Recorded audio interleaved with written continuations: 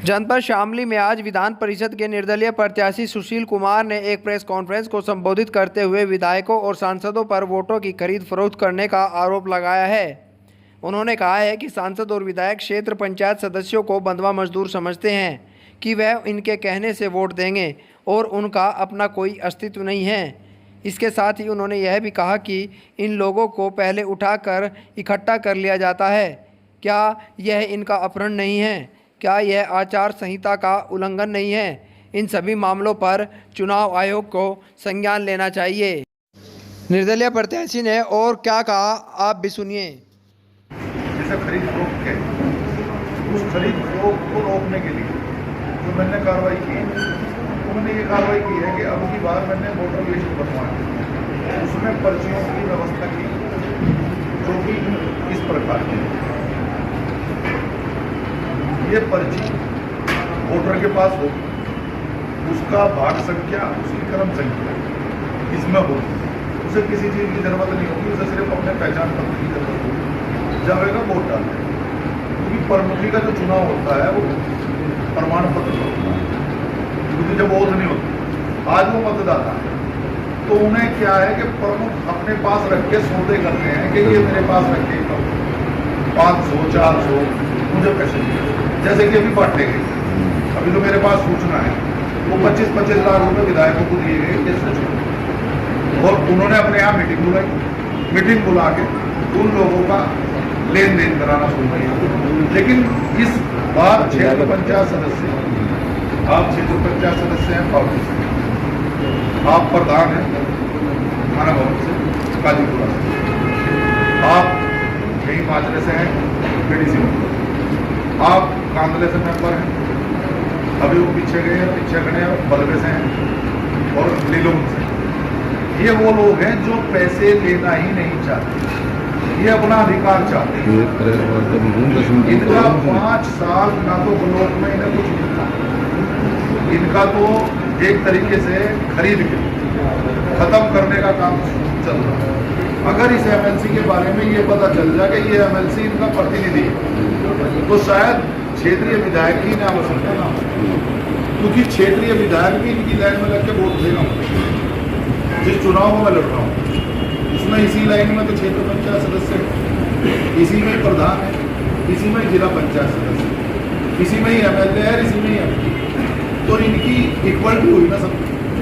अब इनको तो छोटा कर दिया, अब आप समझो कि 16 एमएलए इनको बेचते हैं और सारे बंद को उतारते हैं, कहना भाई ये तो जो बिके भाई वो बिके।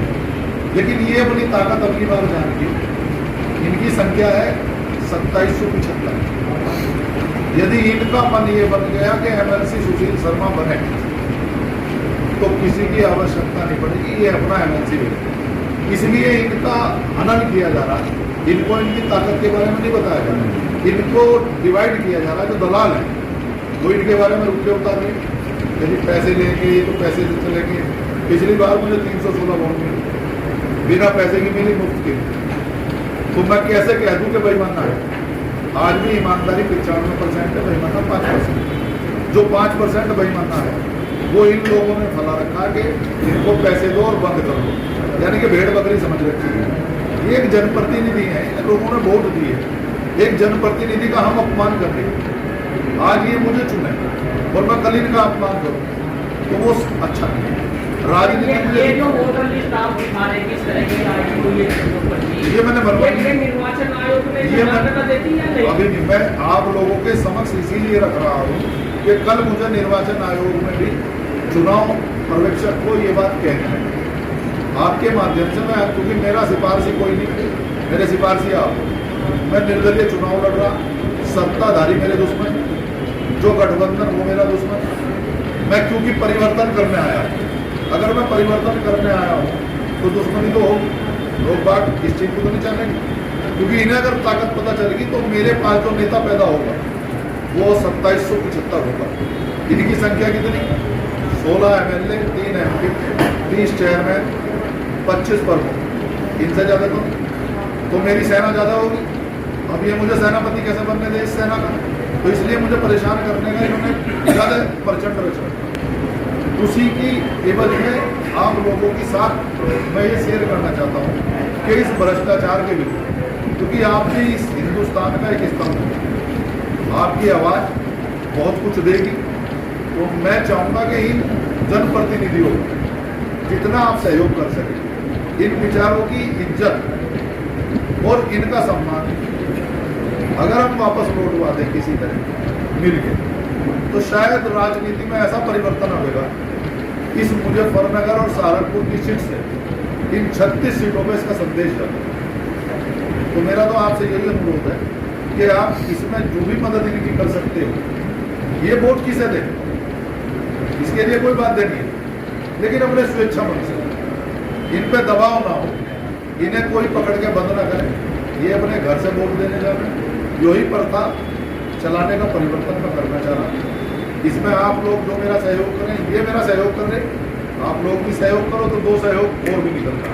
धन बल का बहुत टाइम हो चुका जी, अब तक इनको क्यों अपने प्रमाण पत्रों की याद नहीं आई? आज ही इनको याद आ रही है। प्रमुख ने देने से इन्हें मना कर दिया। तो क्या पुलिस में कंप्लेंट की इन लोगों ने? अब ये कंप्लेंट, एक बात तो सुनो, इनके लिए तो प्रमुख ऐसा है जैसे एमएलए, इनकी तो औकात भी नहीं, इन्हें तो सेक्रेटरी धमका दे, इन्हें तो सेक्रेटरी धमका दे। बताओ, एक जनप्रतिनिधि और सेक्रेटरी की औकात नहीं, इन्हें धमका। ऐसे ये सब पीड़ित हैं। तकरीबन कितने लोग हो गए? ये 2775 में आप समझ लो कि 1500 लोग तो ऐसे हैं जो बिल्कुल ही पीड़ित हैं, लेकिन वे बेचारे आवाज उठावे तो उठावे कैसे? उनका नेतृत्व करने वाला कोई है नहीं। हम मान लें मैं उनके नेतृत्व में अगर निकल रहा हूँ तो मुझे रोकने का प्रयास किया जाए।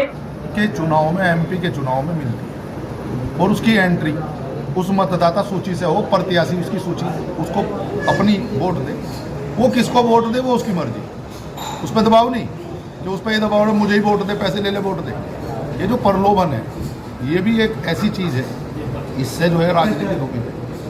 सिर्फ उसके परिवर्तन का ही कार्य ये है, अगर ये लागू हो गया कि प्रत्याशी को, हर वोटर को अपनी वोट देनी, पर्ची देनी पड़ेगी, तो चुनाव बिल्कुल फेयर हो।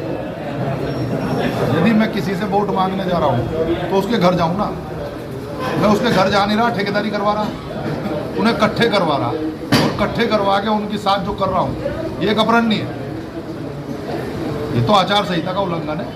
इसमें चुनाव आयोग को भी दखल करना चाहिए, आपको भी दखल करना चाहिए। आपको ये सवाल जो है, आप यहाँ एडीओ वो क्या नाम है, ARO एडीएम शामली ARO है प्रशासन, आप उससे सवाल करो, ऐसा करो। आपकी समस्या क्या है? मेरी समस्या सिर्फ ये है कि धांधली जो होगी, वो जैसे वोटर उठा के लेंगे और ला के उसी दिन उसे बस में भर के लावेंगे, एक साथ छोड़ देंगे, वोटर अपने घर से वोट देने जाएंगे, उस पर लगाम लगे, उसका सब कुछ जो बीट होती है, थाने की जो बीट है, यानी कि चौकी प्रभारी उस गांव का जिसके अंडर गांव आते हो, बीट की तरह सबका सत्यापन करे कि वोट अपने घर। अच्छा, जिस तरीके से आप बता रहे हैं, उन लोगों को तहरीर देनी रही कि हमारा अपना निकल लिया, हमारे साथ।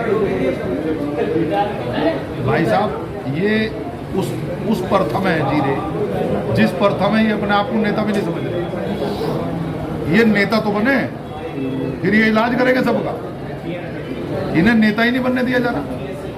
इन्हें तो उस प्रथा में डाल रखा कि आपका काम सिर्फ बेचना खरीदना, तुम्हें तो तुम्हारा काम वोट देना, ऐसे नहीं, इनका तो इस्तेमाल करना।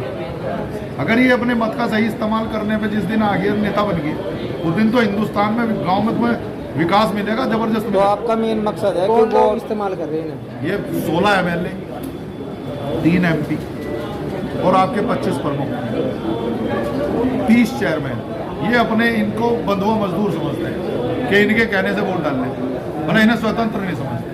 जो आपने जैसे ये सारे यहीं के मंडल के 16 MLA, इस मंडल में 16 MLA, 3 MP हैं, 30 चेयरमैन है और आपके 25 प्रमुख हैं, जो सबको ये कह रहे हैं, कहने लगे यहाँ आओ, हमारे दौरे बैठो। क्यों आओ? अरे प्रत्याशी, मैं प्रत्याशी, वंदना प्रत्याशी, आरिफ प्रत्याशी, वोटर के पास जमे ना, मेरा MP भी वोटर है, मैं MP से भी वोट मांगने जाऊँगा, मेरा MLA भी वोटर है, मैं उससे भी वोट मांगने जाऊँगा। वो कैसे इकट्ठी करेगा वोट? उसे वो वोट इकट्ठी करने का अधिकार किसने दिया? मेन मुद्दा ये।